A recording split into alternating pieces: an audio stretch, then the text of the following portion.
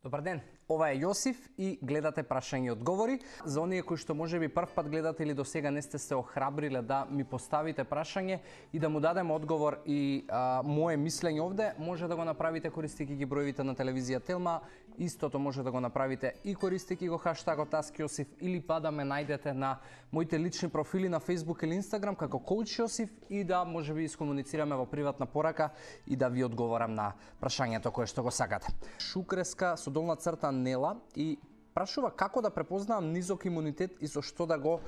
покачиме. Нела, ова е доста актуелно прашање во овие денови особено и особено кога се менуваат сезоните и кога луѓето често знаат да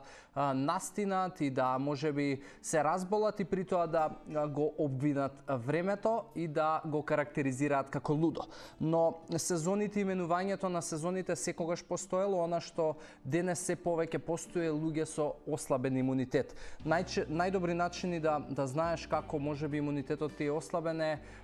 и показателите кои што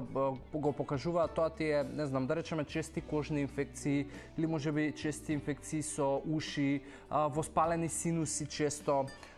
можеби слаба крв, односно анемичност,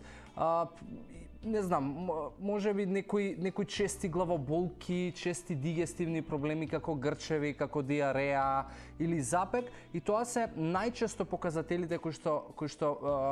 практично навестуваат намален имунитет. Иако имунитетот е голема и комплексна работа, искрено не постои нешто со што ние би кажале пи го овој напиток и ќе го подобриш имунитетот, иако често може у денешно време да се сретнат и статии и можеби различни производи кои што промовираат дека ако го пиеш тоа нешто ќе го подобриш имунитетот, но никогаш немој да веруваш во такви работи, затоа што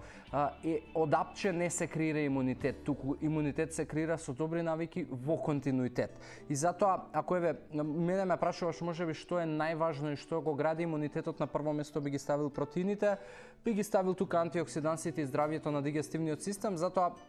добрата избалансирана исхрана по автоматизам би ти придонела да имаш доволно протеини, доволно антиоксиданси и дигестивниот систем се разбира треба да ти биде во одлична кондиција. Тоа подразбира да внесуваш доволно растителни влакна, да пиеш доволно вода и да